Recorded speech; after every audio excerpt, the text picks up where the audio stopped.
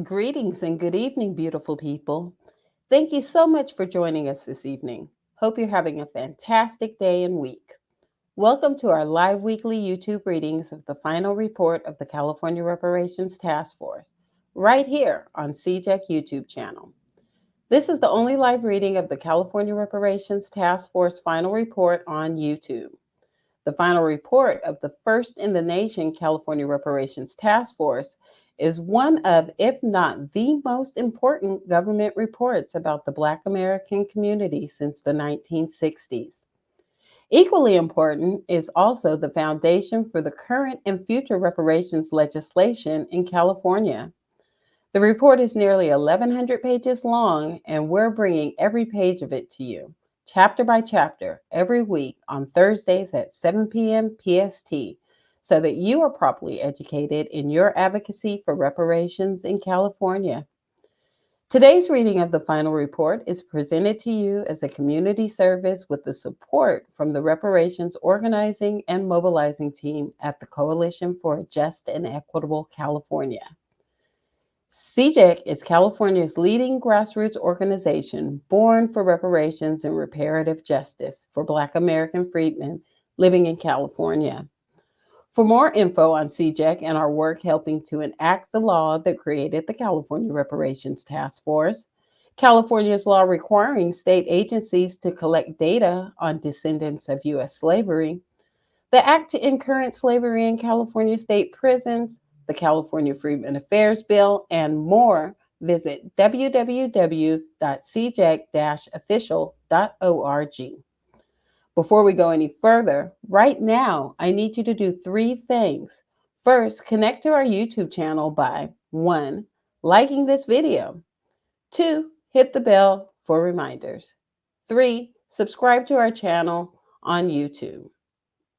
Second, get connected to us on social media by following CJEC on Instagram, TikTok, Facebook, and Twitter at CJEC Official. Finally, get informed and involved. To do that, visit www.cjec-official.org to sign up for current and accurate California reparations news and info on our Get Involved page, and support our work by volunteering and or donating. To donate, just click the Donate tab on the homepage of our website. Special thanks to our amazing fiscal sponsor, the California Black Women's Health Project. You can learn more about our fiscal sponsor, the California Black Women's Health Project, at www.cabwhp.org.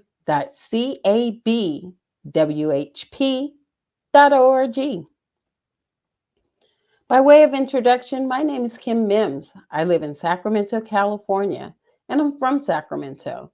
Both my parents are from the state of Louisiana. However, they met right here in Sacramento while attending City College. And, as they say, the rest is history. I'm dedicating tonight's reading to them. Rest in eternal peace. I love you. Ashe.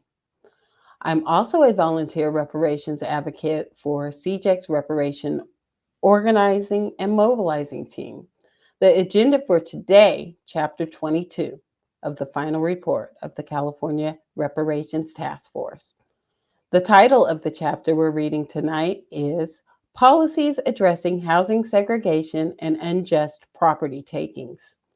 You can follow along in the reading, download tonight's chapter, or the full final report yourself by going to our website, www.cjec-official.org/reports. Okay, we're about ready to start our reading. But before we do, I have some special thanks and announcements to make. Amend the Mass Media Group had the honor of reading the interim task force report, and you can view those readings of the first task force report at the ETM Media Group YouTube channel. You can also view them on CJEC's website at www.cjec-official.org/videos. Second, for those of you who don't know, historic reparations legislation in California is here, and more is coming.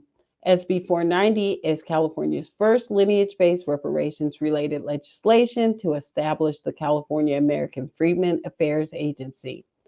The bill was introduced by State Senator Stephen Bradford and will move forward in 2024.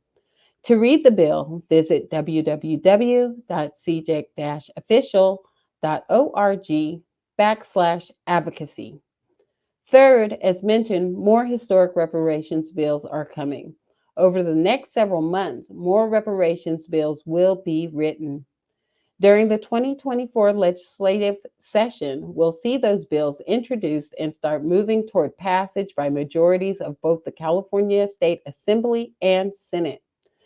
To pass reparations bills in 2024, we need 41 Assembly members and 21 senators to say yes. When those bills are passed, we need our governor to sign them. So, to make reparations a reality in California, the math is 41 plus 21 plus 1. That's 41 Assembly members, 21 senators, and 1 governor. 41 plus 21 plus 1 equals reparations in California. Lastly, but not least, thanks to CJEC's reparations organizing and mobilizing team, and specifically our volunteer final report readers. And without further ado, Chapter 22 of the California Reparations Task Force Final Report. Chapter 22: Policies Addressing Housing Segregation and Unjust Property Takings. Policy Recommendations. This chapter details the policy proposals to address the harms set forth in Chapter 5, Housing Segregation. Prioritize responsible development in communities and housing development. Enact policies overhauling the housing industrial complex. Collect data on housing discrimination. Provide anti-racism training to workers in the housing field. Expand grant funding to community-based organizations to increase home ownership. Provide property tax relief to African Americans, especially descendants living in formerly redlined neighborhoods who purchase or construct a new home. Provide direct financial assistance to increase home ownership among African Americans, especially descendants, through shared appreciation loans and subsidized down payments, mortgages, and homeowners insurance. Require state review and approval of all residential land use ordinances enacted by historically and currently segregated cities and counties. Repeal crime-free housing policies.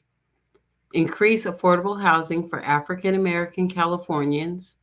Provide restitution for racially motivated takings. Provide right to return for displaced African American Californians. Prioritize responsible development in communities and housing development. The task force recommends the legislature prioritize responsible development by enacting statewide responsible development standards to require new developments to enhance the surrounding contributing resources, e.g., prioritize a medical facility instead of a coffee shop, improve overall environmental quality, and advance climate justice. These standards should lead to the development of more hospitals, community-based mental facilities, urgent care medical training programs, and first responder ambulance services in neighborhoods significantly populated by African Americans, especially those who are descendants of enslaved persons. This expanded public health infrastructure should be staffed with culturally competent providers. The legislature should also support community based programs and research groups that use the housing first and harms reduction models to work with chronically homeless, dually diagnosed populations suffering from mental illness and addiction due to self medication. A housing first approach prioritizes providing permanent housing, therefore, addressing people's basic needs before attending to less critical needs like securing a job, budgeting properly, or attending to substance use issues. Harm reduction models aim to reduce the negative consequences of drug use and include strategies such as safer use, managed use, abstinence, meeting people who use drugs where they're at, and addressing conditions of use along with the use itself. Harm reduction strategies are tailored to meet individual and community needs. In tandem with Housing First programming, the legislature should fund mobile crisis units staffed with psychiatric experts to assist chronically unhoused people in lieu of criminalizing homelessness. Mobile crisis teams, often managed by community mental health organizations, hospitals, or government agencies, such as a health department, and provide a range of comprehensive crisis services, such as administering medication, referring people to additional treatment, and providing follow up support. Enact policies overhauling housing industrial complex. As discussed in Chapter 5, the persisting harms of housing segregation include more than just discrimination by those who directly sell or own homes. These persisting harms include the discrimination by many other entities that play a role in housing, from landlords to property developers to banks and financial institutions. To address this historical and ongoing discrimination among these other parties that play a role in housing, what the task force refers to as the housing industrial complex, the task force recommends the legislature adopt several measures. First, the task force recommends the legislature fund increased enforcement of laws requiring landlords to accept housing vouchers, such as federal Section 8 housing vouchers. In 2020, the legislature amended the Fair Employment and Housing Act to include people using a federal, state, or local housing subsidy as a group protected from housing discrimination. As landlords had long discriminated against those receiving housing subsidies as an often thinly masked form of discrimination against African Americans. One study sponsored by the California Civil Rights Department found that nearly half of Los Angeles properties tested in 2022 showed evidence of unlawful discrimination. Housing advocates have called for greater enforcement of laws prohibiting discrimination against those receiving housing subsidies, and the task force recommends that the legislature adequately fund sufficient positions to enforce anti discrimination provision. Second, the task force recommends the legislature further protect African American tenants by implementing rent caps, not just rent control, for historically redlined zip codes. The task force recommends that the legislature prohibit increased rents for units that are either run down or have not been improved, to prevent landlords from raising rents on units simply because the market rate has increased. Third, the task force recommends the legislature provides funding for developers, land trusts, and community based organizations for affordable housing operated by or serving African Americans, especially descendants of persons enslaved in the United States. Land trusts, for instance, provided a model of shared equity home ownership that emerged during the civil rights movement to combat housing discrimination and originated in efforts by African American farmers in the South to combat discrimination and eviction. The task force recommends that the legislature first fund studies documenting substantial evidence of discrimination and disparities in housing to provide justification for such funding. Fourth, task force recommends the legislature provide for private right of action or immediate action against banks and private entities that knowingly or purposefully appraise African American owned homes at lower values, a discriminatory practice that persists to this day in California, as homeowner Paul Austin relayed in his testimony before the task force. Fifth, the task force recommends the legislature provide compensation to redress the discriminatory harms eligible individuals experience from other predatory housing industrial complex issues, such as having to pay higher costs on insurance due to race or other contributing factors. Collect data on housing discrimination. The task force recommends the legislature collect data on housing discrimination by providing community based organizations, CBOs, with resources and fund capacity to collect anecdotal, qualitative data on stories about ongoing housing discrimination and to conduct focus groups. The legislature should also require local governments to collect and make transparent quantitative data and statistics on housing disparities. This data should be racially disaggregated data, including, where possible, identifying those who are descendants of persons enslaved in the United States. Finally, the legislature should provide resources to CBOs and subject matter experts to periodically analyze the data and make recommendations for remediation of continuing disparities exposed by the data. Provide anti racism training to workers in the housing field.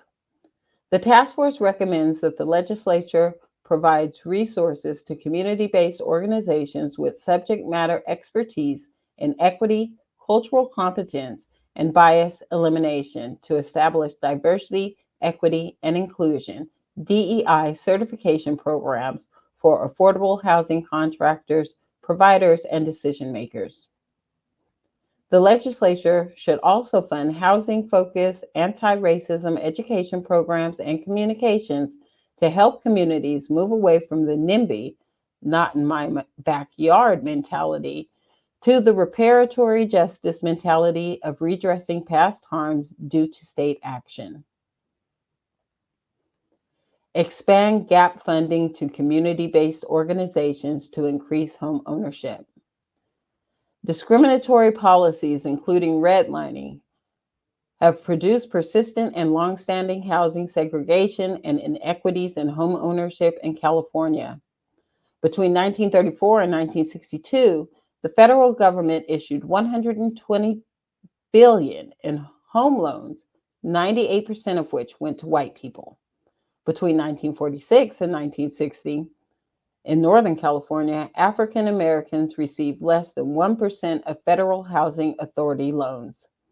By ensuring that funds flowed almost entirely to white Californians, the state has enabled discriminatory policies that produce persisting inequalities today. In 2019, the percentage of African American Californians who own homes was lower than the percentage of African American Californians who did so in the 1960s, when express forms of housing discrimination were legal.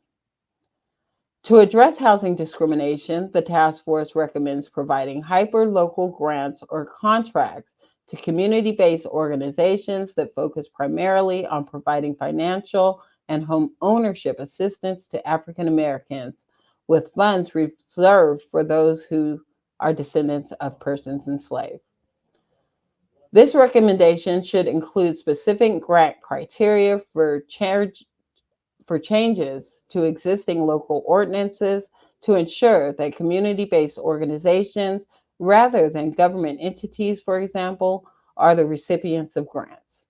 The grant program will also facilitate a process of community based organizations to buy property in historically African American neighborhoods to create gathering spaces to act as a bulwark against African American pushout and displacement.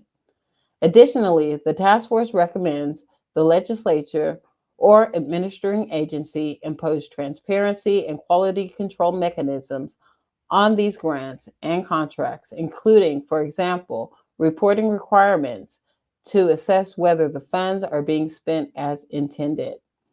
The legislature should also allocate funding for disparity studies of public contracts and grants to community based organizations seeking to provide financial aid and other assistance to increase home ownership among African Americans in California. If the legislature enacts this proposal, the legislature will need to identify a state agency that will administer the grants, like the Housing Finance Agency or Housing Community Development Agency. And the legislature should define eligibility criteria for the recipient community based organizations. Provide property tax relief to African Americans, especially descendants living in formerly redlined neighborhoods who purchase or construct a new home.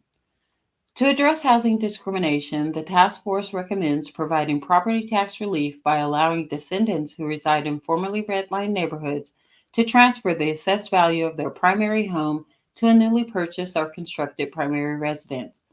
If the legislature enacts these new property tax cuts, it should also consider accompanying proposals that would supplement any public school funding that would be lost from the reduced tax revenue. Such a proposal follows the model of Proposition 19, which amended the California Constitution to provide property tax relief to Californians who are severely disabled, victims of wildfire, or over the age of 55 when purchasing or constructing a new home. Under Proposition 19, such individuals who purchase or construct a new home in California may transfer the taxable value of their primary residence to a replacement primary resident located anywhere in this state, regardless of the location or value of the replacement primary residence.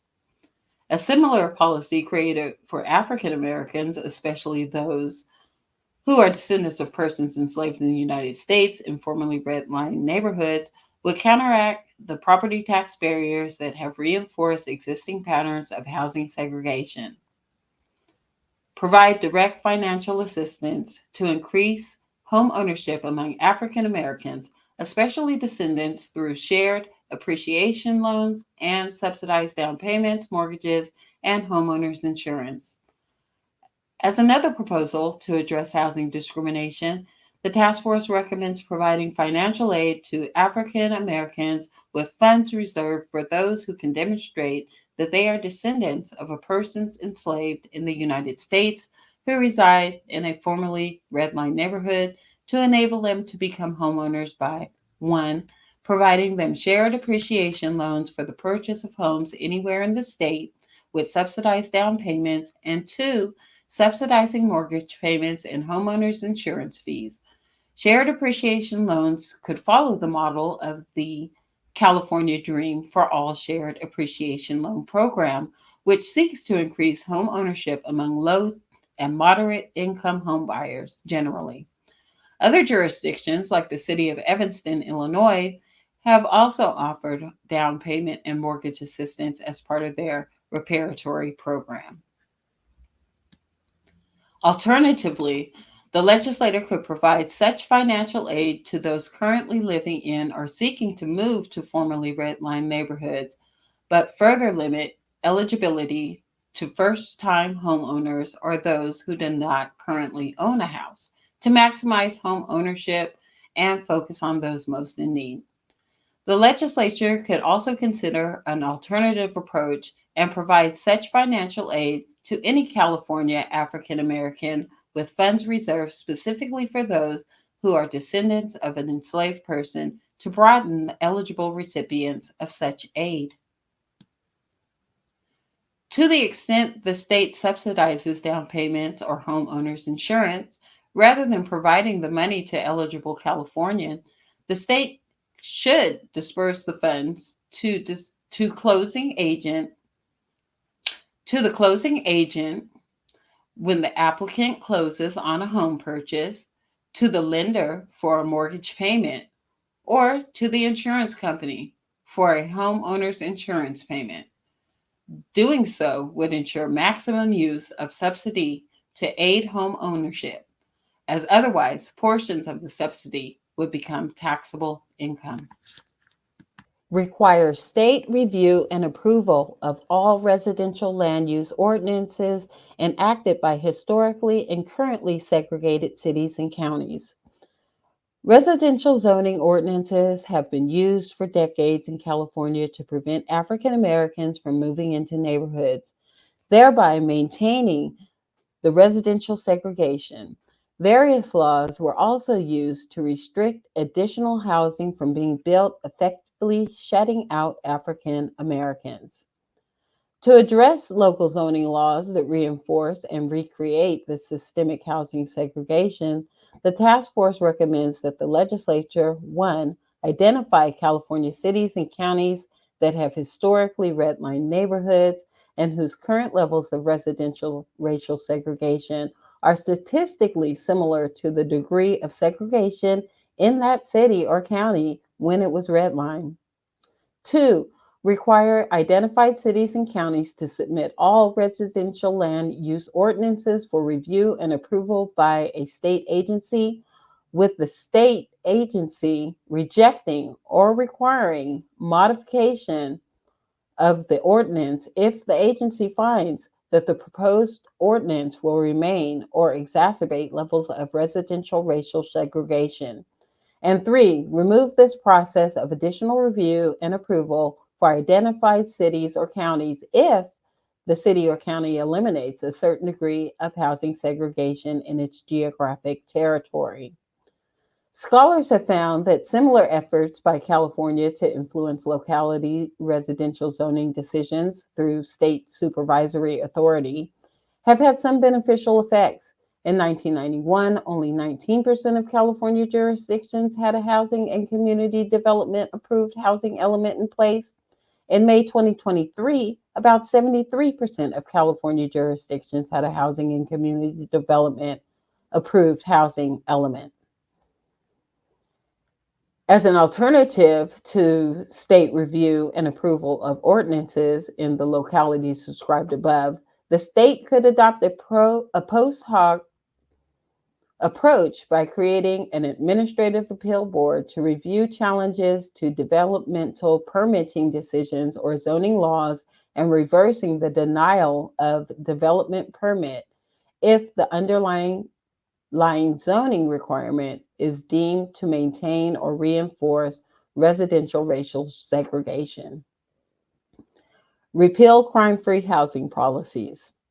Crime free housing policies have proliferated across California as part of a national trend adopted by landlords and public housing authorities to ban renting to individuals with criminal history, incorporate crime free addendums into their lease agreements to facilitate evictions and evict tenants who allegedly commit crimes or drug related activities.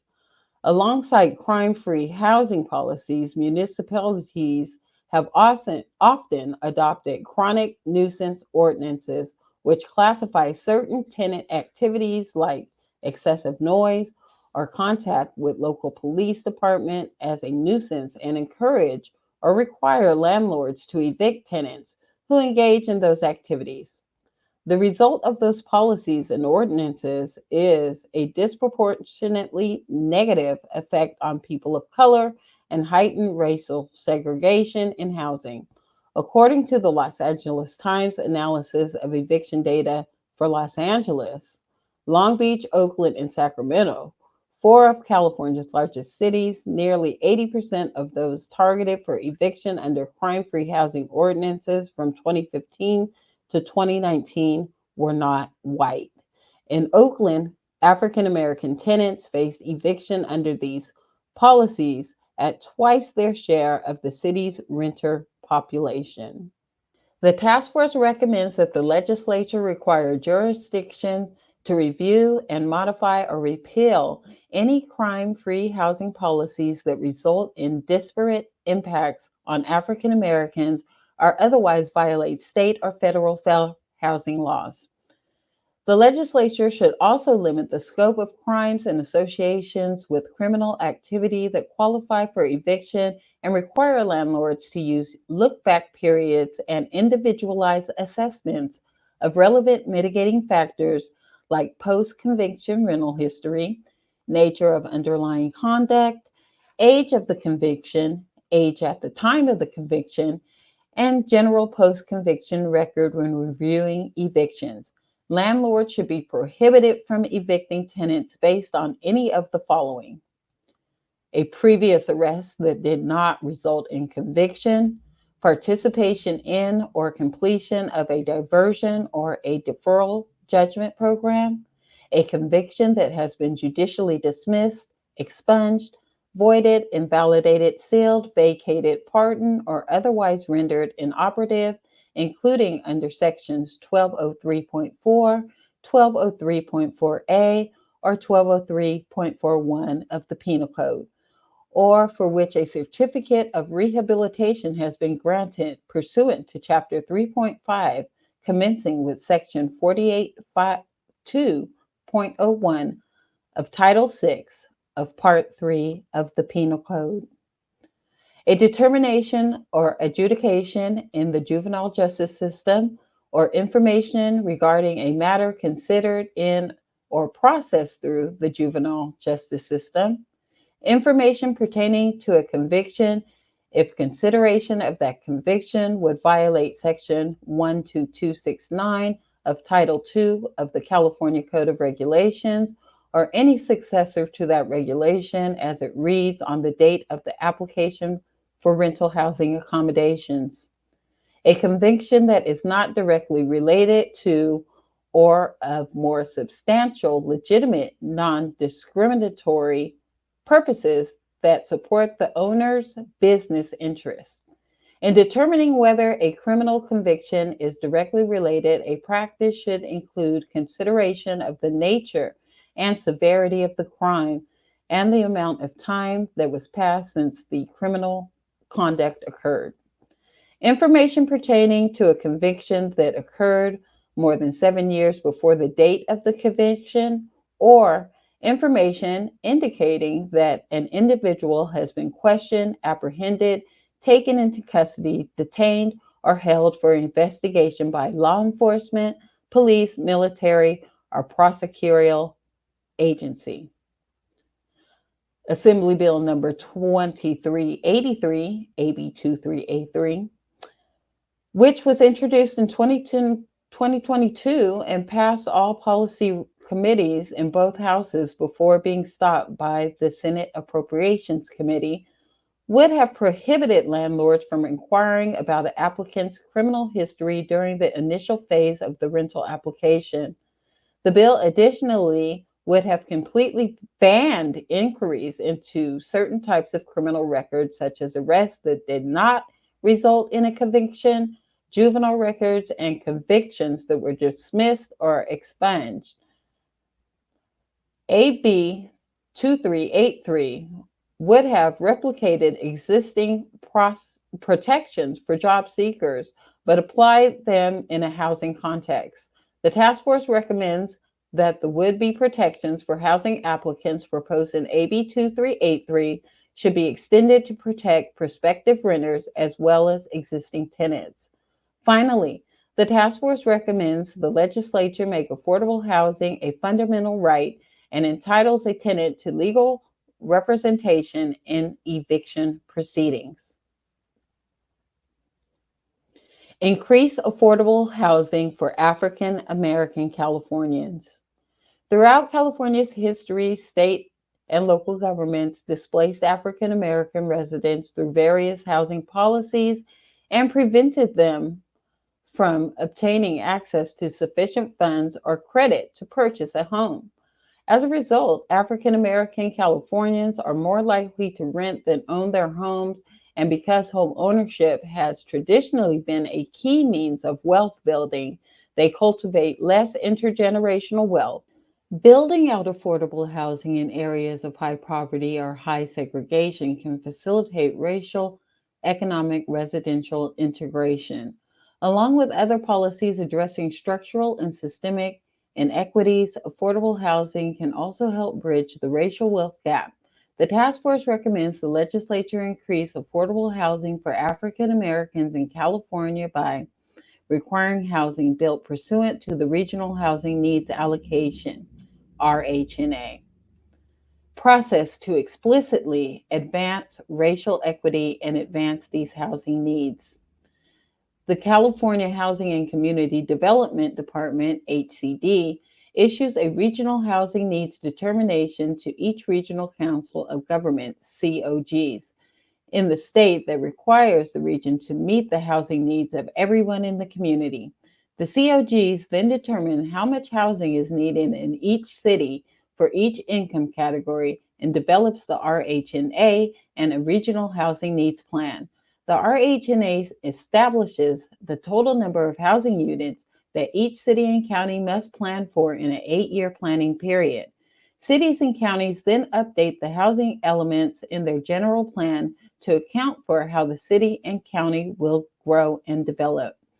This involves zoning land to accommodate the region's housing needs, identifying sites suitable for housing development, and issuing the quantity of housing permits that match their respective RHNA. The housing element of the city's general plan requires fair housing assessment. This analysis must include each of the fair housing issue areas: 1. Segregation and integration; 2. Racially and ethnically concentrated areas of poverty, RECAPs; 3. Access to opportunity; and 4. Disproportionate housing needs, including displacement.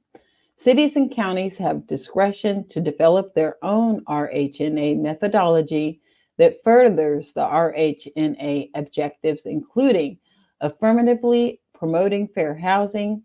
COGs must affirmatively further fair housing by taking meaningful action that, taken together, address significant disparities in housing needs and in access to opportunity, replacing segregated living patterns with truly integrated and balanced living patterns, transforming racially and ethnically concentrated areas of poverty into areas of opportunity, and fostering and maintaining compliance with civil rights and fair housing laws.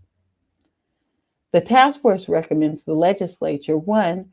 Require the RHNA objectives to be implemented in a race conscious way that includes tangible goals and realistic targets for compliance; 2. Enforce RHNA objectives and withhold funding streams if racial equity goals targets are not met; 3. Incorporate the housing needs of descendants as a factor of RHNA methodology;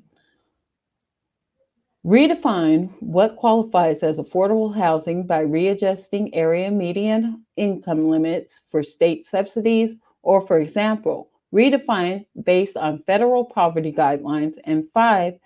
Ensure that the construction of affordable housing is accomplished by adequate renter protections to prevent gentrification and displacement by requiring regional councils of government to make funding for new development projects conditional upon protecting existing renters. Provide restitution for racially motivated takings. The state of California and local governments targeted property owned by African Americans in urban renewal and development projects for unjust uses of eminent domain, often without providing compensation. As a result, the construction of public infrastructure disproportionately displaced and fractured African American communities. One example of many discriminatory eminent domain takings is the construction of the Century Freeway in Los Angeles, which dislocated 3,550 families, 117 businesses, and numerous parks, schools, and churches, mainly in the African American neighborhoods of Watt and Willowbrook in 1968. Other examples of unjust takings include, but are not limited to, the 210 freeway construction in Pasadena, construction of the 10 freeway in Santa Monica, construction of Interstate 980 in Oakland, construction of Interstate 5 in San Diego, Burgess family land in Coloma that now comprises the Marshall Gold Discovery Historic Park, Bruce's Beach in Manhattan Beach, Russell City in Alameda County, the Fillmore District and Western Addition in San Francisco, Sugar Hill in Los Angeles, and Section 14 of Palm Springs. The task force recommends the legislature restore property taken during race based uses of eminent domain to its original owners or provide another effective remedy where appropriate, such as restitution or compensation. To effectuate this idea, the legislature should create and fund an agency or utilize the California African American Freedmen Affairs Agency proposed by the task force to: 1. Research and document California state properties acquired as a result of racially motivated eminent domain. 2. Create a database of property ownership in the state.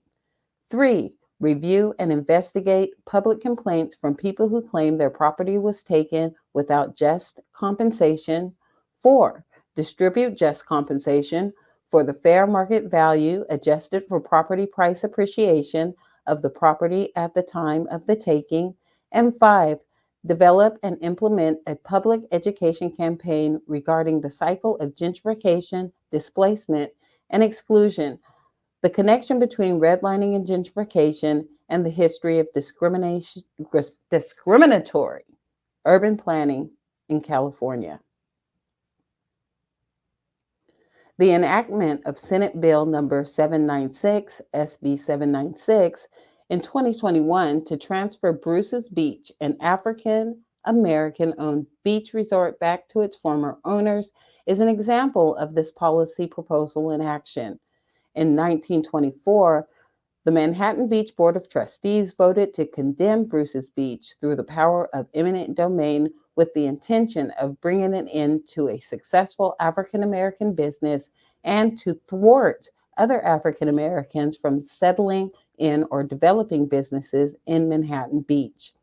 The Bruce family was forcibly removed, preventing generational wealth accumulation. SB 796 amended the necessary deed provisions and tax code to facilitate the return of the public land to the Bruce family. Regulation of the realty market can only be effective if necessary information is publicly available. Assembly Bill number 889, AB 889, which was introduced in 2021 and passed by the State Assembly but failed in the Senate Judiciary Committee, would have required beneficial owner transparency for rental properties that are owned by LLCs and thus evade disclosure requirements by not revealing the true owners on the deed. Passing the disclosure requirements of AB 889 would help facilitate the identification of current property ownership to include in the database of state property ownership to be developed by this proposal. Provide a right to return for displaced African American Californians. Throughout the 1900s, California state and local government agencies targeted majority African American communities for urban renewal projects. Racially restrictive covenants simultaneously worked to segregate neighborhoods and prevent African American property ownership in white communities. State sanctioned violence and racial terror reinforced and exacerbated the exile of African American residents from their communities. Redevelopment projects continue to displace African American residents in gentrifying neighborhoods today, perpetuating housing segregation harms. In response to displacement caused by redevelopment, the California legislature codified a right for low and moderate income families to return to low and moderate income housing units in the redeveloped project area as part of the Community Development Law, CRL, of 1951. Cities have also developed their own eligibility programs for providing displaced persons and businesses preference in rental housing, home ownership, and business opportunities at the redeveloped sites.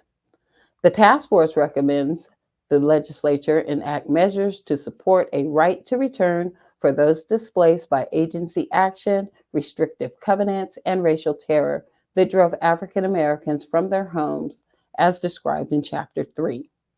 The right to return should give the victims of these purges and their descendants preference in renting or owning property in and around the area of redevelopment.